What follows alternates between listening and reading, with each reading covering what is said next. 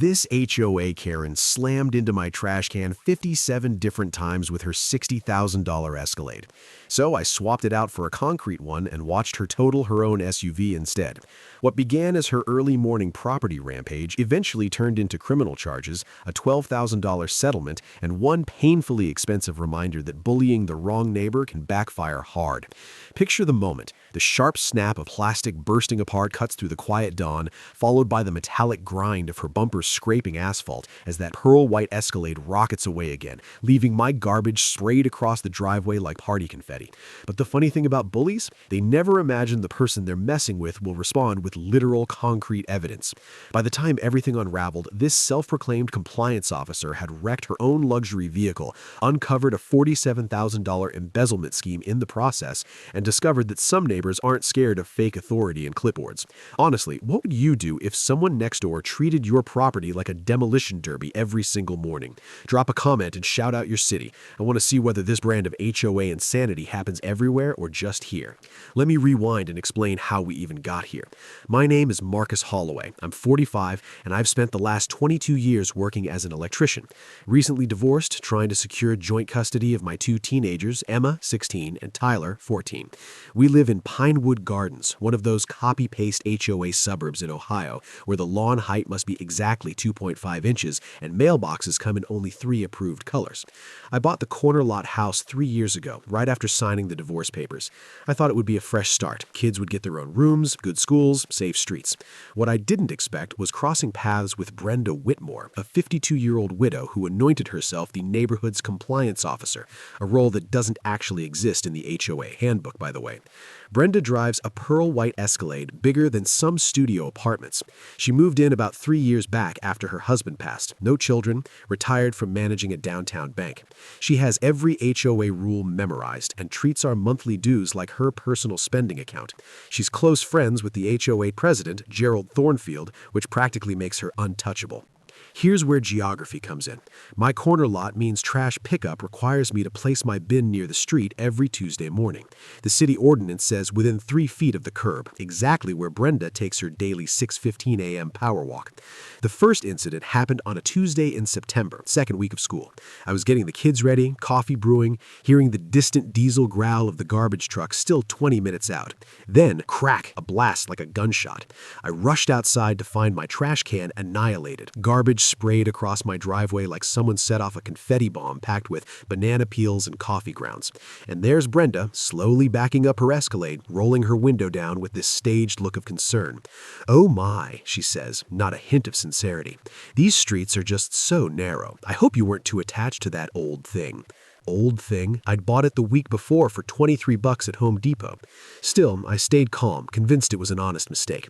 I spent 20 minutes gathering soggy cereal boxes and coffee filters as diesel fumes lingered in the air. Emma and Tyler watched from the window, mortified that their dad was crawling around the driveway in pajamas. That first week, it happened 3 more times. Same routine, 6:15 sharp. The roar of her oversized engine, the sickening crunch of plastic against steel, then silence as she sped off. By Friday, I was suspicious. By the next Tuesday, I knew it was intentional. Mrs. Olivia, my elderly neighbor across the street, confirmed it. "She takes long way on purpose," she said gently. "Plenty room other side, but she drive close to your can every time." I tried confronting Brenda calmly, caught her during one of her afternoon patrols. "Hey, about the trash can situation." She cut me off with a syrupy smile. "Marcus, you're still adjusting to community living. These streets were designed for normal-sized vehicles, not oversized containers obstructing traffic flow. Perhaps consider placement timing adjustments?" Placement timing adjustments? As if there's some magical hour when the garbage truck doesn't require the can to be curbside. That night, I dove into researching property rights, HOA rules, municipal ordinances. Turns out trash cans placed in public right-of-way are still considered personal property. Even better, our HOA has 0 regulations on timing or material, only that cans can't be visible except on pickup day. By the end of the month, I'd replaced 4 cans, $92 gone. The kids were anxious from the daily chaos, and my custody evaluator was noting neighborhood instability concerns. Something had to give. That's when the smirk started. Brenda began locking eyes with me during her morning trash can takedowns, wearing that satisfied grin that told me she absolutely knew what she was doing. Game on. 2 weeks into October, Brenda shifted from wrecking my property to full-blown psychological warfare. I came home from a job site to find a certified letter waiting for me, the kind that makes your stomach sink before you even tear it open. The thick, official paper felt expensive between my fingers, and the fresh ink smell told me she hadn't recycled some old template. Improper trash receptacle placement creating a traffic hazard, it announced in dense legal jargon polished enough to impress a paralegal. Section 4.7.3, no obstruction of vehicular traffic patterns. I had 72 hours to correct the violation or face $50 fines per day. She'd clearly shoved this through while the board was still trying to recover from the documentation I'd presented at the last meeting. This is where years of troubleshooting electrical codes came in handy. When something doesn't add up, you trace it until it does. That evening, I dove into municipal law like I was chasing down a short circuit. After 3 hours of cross-checking city codes with county regulations, I struck gold. The city's own rules require trash cans to be placed within 3 feet of the curb on collection day. Even better, HOA authority stops at the property line. They literally have no power over public right-of-way. I remembered a similar case I'd read about online. Some homeowner in California won using this exact argument. I spent the weekend assembling my defense like I was prepping for my contractor's licensing exam again. Mounted the Ring doorbell camera perfectly to catch the daily routine.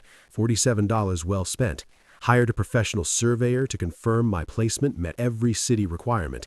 Even convinced Mrs. Olivia to write a statement, though her hands trembled as she signed. "I don't want trouble," she whispered, "but this isn't right." Meanwhile, Brenda had taken her show to social media. She bombarded the Nextdoor app with dramatic claims about reckless homeowners endangering children and dangerous corner obstacles forcing responsible drivers into oncoming lanes. Her 3 devoted supporters cheered her on, while everyone else agreed she'd finally lost touch with reality. Then came the twist that proved just how desperate she'd become. A buddy of mine at City Hall, Dave, who works in the permit office and has done electrical jobs with me, called Tuesday morning with something interesting. The city had received 4 separate complaints about my dangerous corner. Each claimed a different witness, yet all were clearly written by the same person, and all were submitted within 15 minutes at 2:47 a.m. Professional detective work. This was not Marcus, Dave joked. Either your neighborhood has a wave of insomniacs with identical writing styles, or someone is working overtime to build a case against you. By Thursday's board meeting, I'd compiled a folder thick enough to knock someone out cold. The community center reeked of industrial carpet cleaner and years of soul-crushing municipal meetings. 12 homeowners showed up, record attendance, which had President Thornfield tugging at his tie every half minute. Brenda sat at the board table in a navy blazer that screamed, "I mean business," but I noticed the faint tremble in her hand when she reached for her water. She knew what was coming. When they called for old business, I rose with my folder. I'd like to address the violation notice regarding trash can placement. The fluorescent lights buzzed overhead as the room fell silent. I read the city ordinance aloud, line by line, then presented the survey proving I was in perfect compliance. The finishing touch was mentioning my consultation with Amanda Sterling, a property rights attorney who'd handled dozens of HOA disputes. She found the selective enforcement patterns particularly concerning, she said, watching the color drain from Brenda's face. President Thornfield cleared his throat 3 times before managing, "Well, this requires further review. We'll table this until additional consideration." Translation, they had nothing, and everyone in the room knew it. But Brenda wasn't finished. As we filed out, she cornered me beneath the buzzing security lights in the parking lot. That's when she finally revealed who she truly was. "You think you're so smart," she spat, loud enough for the dozen neighbors still talking nearby to hear every syllable. "People like you come into good neighborhoods and think the rules don't apply. Well, I've got news for you. This is just the beginning." Mrs. Rodriguez from Maple Street actually gasped. Jim Torres, the maintenance guy, suddenly pretended his keys were the most fascinating objects on earth. The racial undertones hung in the humid October air like smoke from a house fire, undeniable to everyone present. My phone, sitting casually in my shirt pocket, recorded every hateful word. That night, Emma asked why the mean lady hated us. Tyler wanted to know whether we'd have to move again. I tucked them in and promised everything would be okay. But privately, I was tallying the cost of this war. 3 replaced trash cans, 14 hours of documentation, attorney fees climbing. Yet something had shifted. Homeowners had started whispering about board overreach and asking awkward questions about selective enforcement. Brenda's meltdown had exposed what many suspected. This wasn't about traffic safety or maintaining standards. It was about power, about putting people she didn't like in their place. The next morning proved the shift. Instead of her usual aggressive smash and run, Brenda crawled past my trash can slowly, studying it like a general examining a battlefield before the next attack. The pattern was changing, which meant bigger trouble was on the horizon. November hit Pinewood Gardens like a frozen punch to the jaw, and Brenda came swinging even harder. While I was patting myself on the back for winning round 1, she was busy turning every obscure HOA bylaw into a weapon. Apparently, she had spent weeks dissecting our community guidelines like a prosecutor assembling a RICO indictment. The attacks came one after another. First, a violation for my grass height, supposedly 2.75 inches, exceeding the 2.5-inch maximum by a criminal quarter-inch. Then she went after my mailbox, claiming the once heritage blue paint had faded into an outlaw shade she called unauthorized weathered navy. Finally, she cited 3 tiny tears in my window screens, so microscopic you'd need forensic equipment to notice them. Each violation carried a $50 fine with a 10-day deadline. The best part? I spent an entire Saturday walking the neighborhood with a tape measure and camera documenting identical issues at 14 other properties. Gerald Thornfield's grass was pushing 3 inches. Mrs. Patterson's mailbox had faded to almost the exact same hue as mine. Half of Maple Street had screen damage from last summer's hailstorm, yet somehow only my violations were official offenses. While Brenda was busy playing bylaw prosecutor, I was sipping coffee with Dale Kowalski at the Home Depot contractor desk. Dale has been pouring concrete for 23 years, and when I mentioned my trash can saga, his weathered face split into a knowing grin. "You know," he said, stirring his coffee with a paint stick, "nothing in the city code dictates what material your trash container has to be. Plastic, metal, concrete, if it holds garbage and meets size requirements, it's fair game." That single comment planted the seed of what would become Brenda's worst nightmare. 60 pounds of concrete mix, steel rebar for reinforcement, and a clever modification to a standard plastic shell. Total cost? $47, far cheaper than the $350 I was staring down in fines and replacement cans. But before building my secret weapon, I had to address her harassment campaign. Tuesday night, I compiled a massive set of photos documenting every comparable violation in the neighborhood. Wednesday morning, I submitted a formal complaint to the HOA board for selective and discriminatory enforcement. Here's something 2 decades in permitting taught me. Bureaucrats hate when you use their own systems against them. My complaint forced the board to either enforce rules equally across the entire neighborhood or admit they were singling me out. Neither outcome worked in Brenda's favor. The real turning point came when I analyzed the pattern of her previous citations. Over the past year, she had issued 67 notices. 49 went to single parents, elderly residents, or minorities. Only 18 targeted married couples or long-term homeowners. The trend was so blatant it practically lit up like a lawsuit neon sign. I remembered that violations under the Fair Housing Act and discrimination in HOA enforcement could trigger federal scrutiny. The image of Brenda trying to justify her numbers to a civil rights attorney made me laugh for the first time in weeks. By Friday afternoon, I began my weekend concrete project. Emma and Tyler thought it was hilarious, helping me mix cement in the garage while classic rock buzzed from my paint-splattered radio. The smell of curing concrete brought me back to helping my dad pour our basement floor decades ago, that familiar alkaline scent that signals something permanent being built. The engineering was simple but effective. The bottom stayed hollow for weight distribution, drainage holes maintained functionality, and the exterior looked exactly like every other trash can on the block. From the outside, it appeared completely ordinary. Inside, 60 pounds of steel-reinforced concrete waited to teach Brenda a physics lesson involving immovable objects. Monday morning, I placed my upgraded trash can in its usual spot. At 6:15 sharp, the rumble of Brenda's oversized engine echoed down the street. But this time, her approach felt different, more slower, more cautious. She clearly noticed the can looked the same, but something made her wary. The first impact came at roughly 15 miles per hour, her classic ramming speed. The sound this time wasn't the brittle crunch of plastic. It was a deep, solid thunk, followed by metal screaming against concrete. Her Escalade's running board crumpled like cheap aluminum, while my trash can sat there looking slightly annoyed.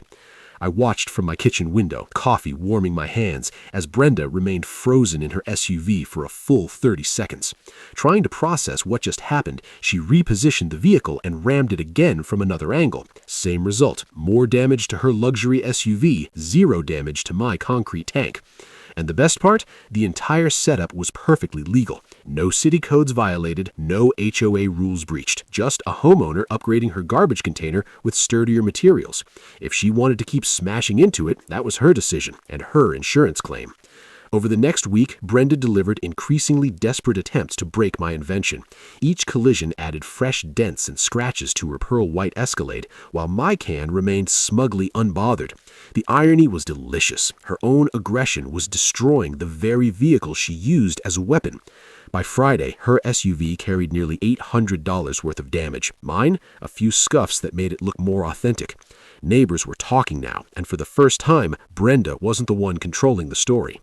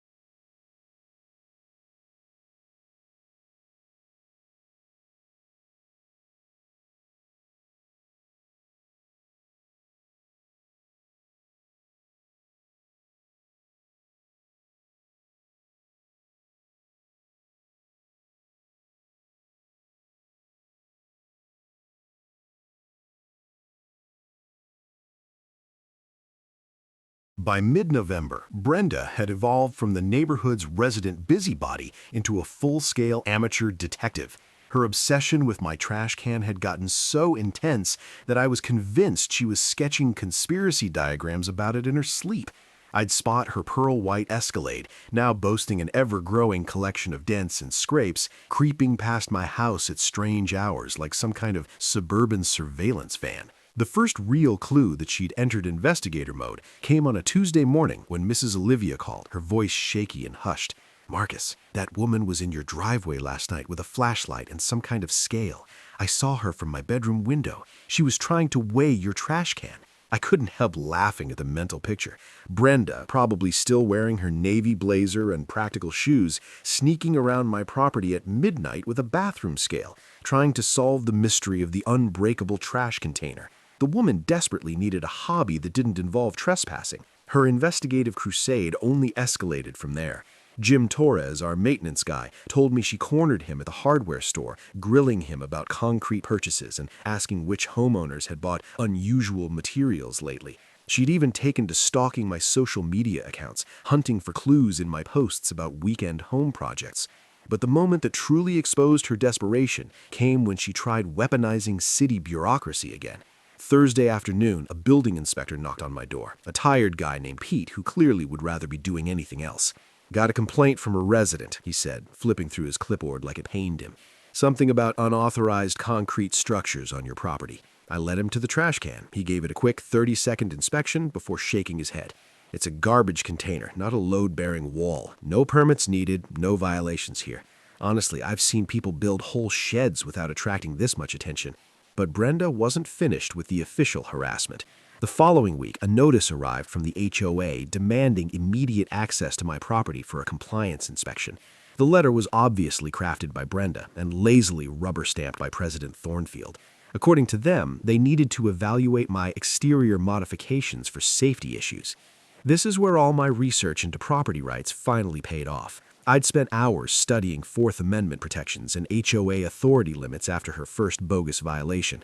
The landmark case was Nassaret versus Lakeside Village, which established that HOAs cannot conduct fishing expeditions on private property without a valid cause or urgent circumstances. My response was polite but ironclad. No access to private property without a court order or a legitimate emergency. If they wanted to examine my perfectly legal trash receptacle, they could view it from the public sidewalk like every other human being. You could practically smell Brenda's frustration from halfway down the street, almost as satisfying as the scent of curing concrete.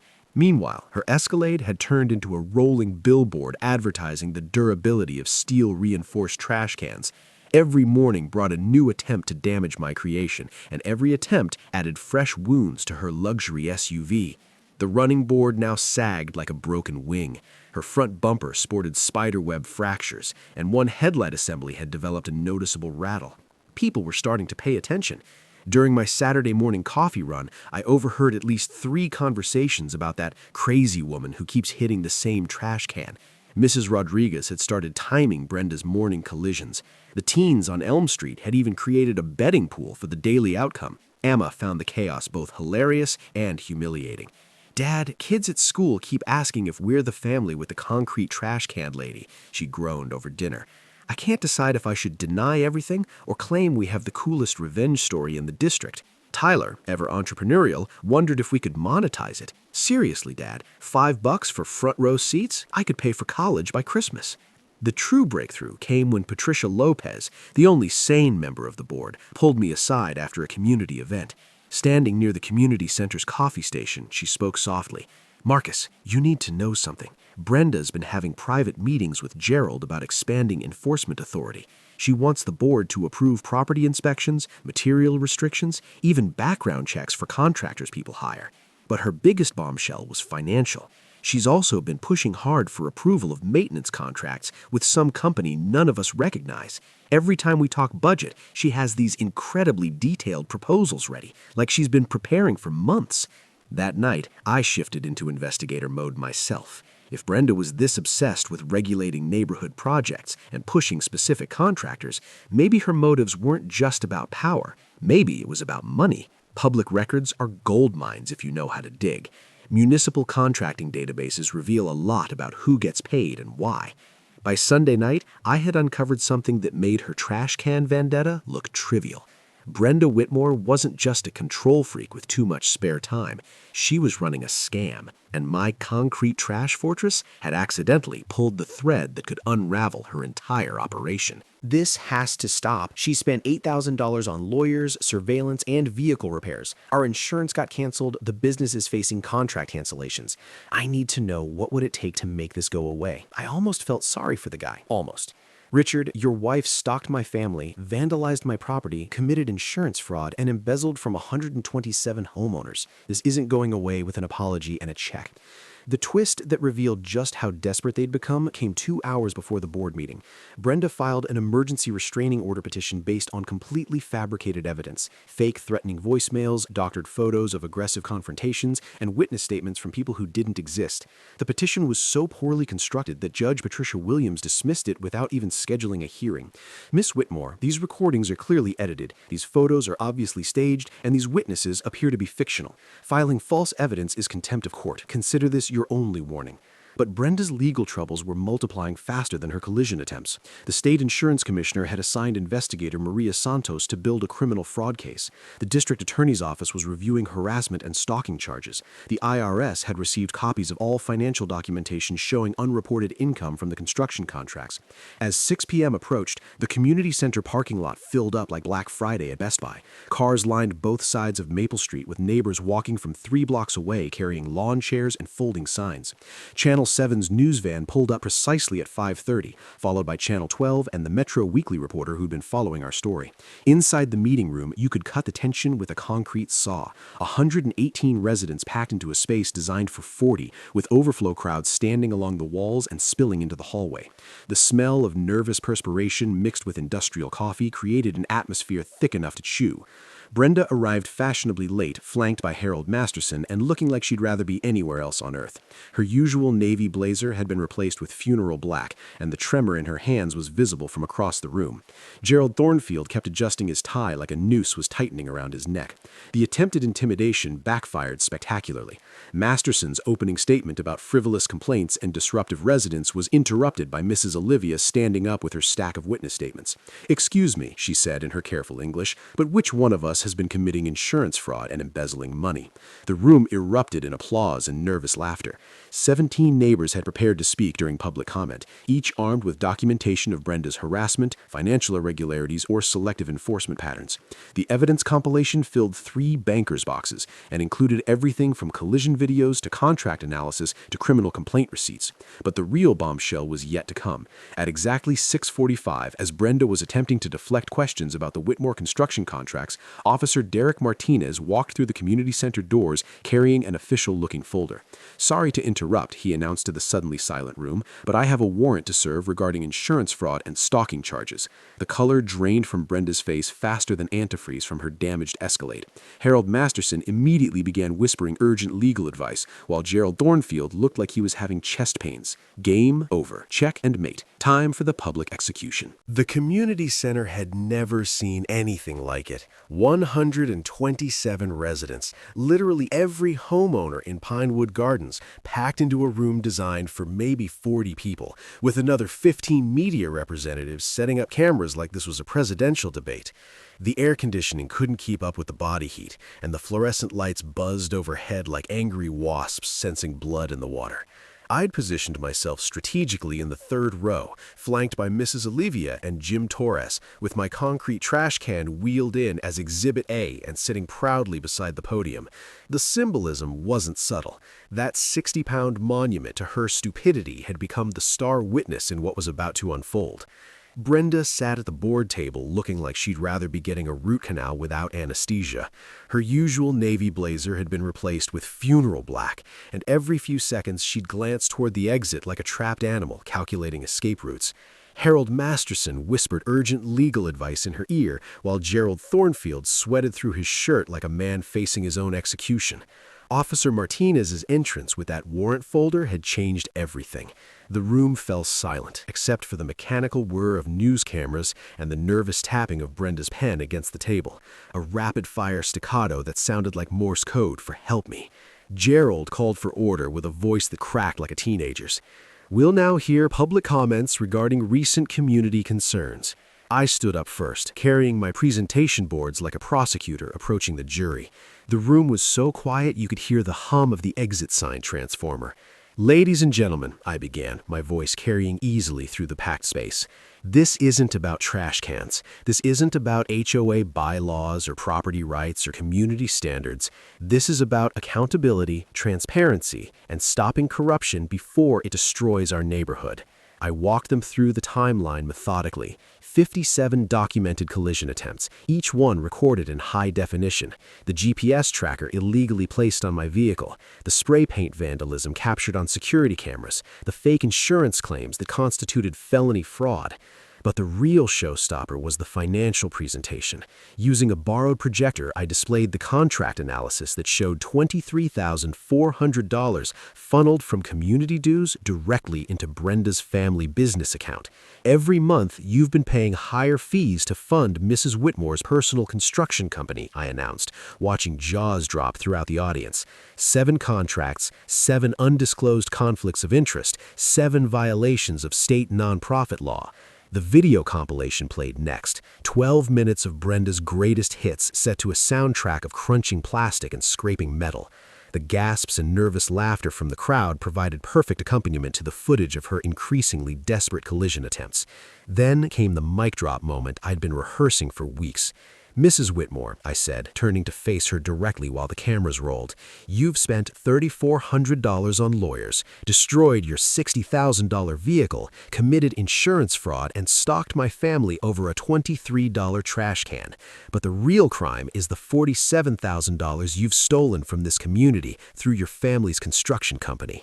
The room erupted. Neighbors who'd been grumbling about rising HOA fees suddenly understood where their money had been going.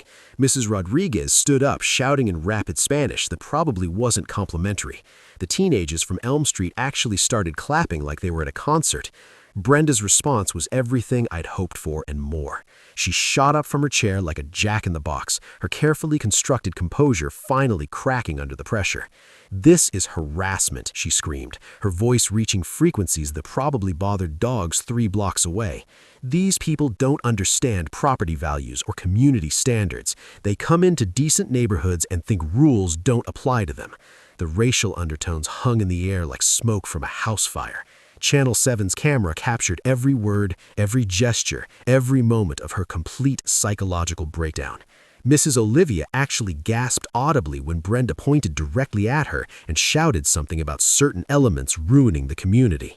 Harold Masterson tried desperately to control his client, but Brenda was beyond legal advice. She grabbed my evidence boards, attempting to tear them apart before Jim Torres and 2 other neighbors gently restrained her. The woman was having a complete meltdown on live television, while Officer Martinez calmly took notes for his incident report. "I built this community," she shrieked, mascara running down her cheeks like black tears. "I protected property values. I kept standards high. And this is how you treat someone who sacrificed everything for neighborhood integrity?" Gerald Thornfield called for recess, but nobody was leaving. This was better than reality TV, more dramatic than a soap opera, and more satisfying than watching your worst enemy step on a rake. Patricia Lopez stood up amid the chaos and made the motion that everyone was waiting for. "I move for the immediate suspension of Brenda Whitmore pending criminal investigation and financial audit." The vote was unanimous, 4-0, with Brenda abstaining while handcuffed to Officer Martinez's chair. Justice served concrete cold with a side of public humiliation. The aftermath unfolded like dominoes falling in perfect sequence. Within 48 hours of the board meeting meltdown, Brenda's world collapsed faster than her Escalade suspension system under repeated concrete impacts. Tuesday morning brought her formal resignation, a terse 2 lines of text claiming hostile work environment and personal attacks. By Thursday, the district attorney had filed insurance fraud charges, carrying up to 6 months jail time and $5,000 in fines.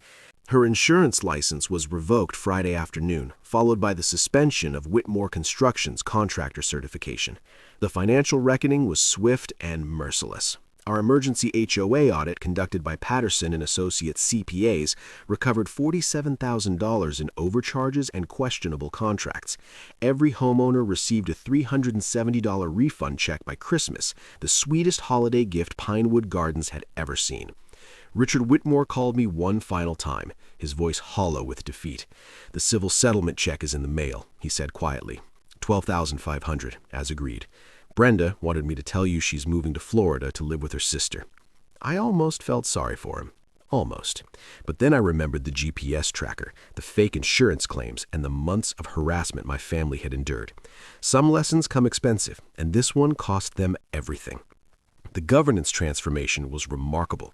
Patricia Lopez won the special election for board president by unanimous vote, running on a platform of transparency and community engagement.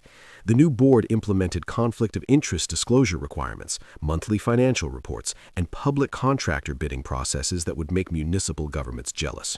Our first community project under the reformed leadership was the playground renovation, funded entirely by recovered embezzlement money.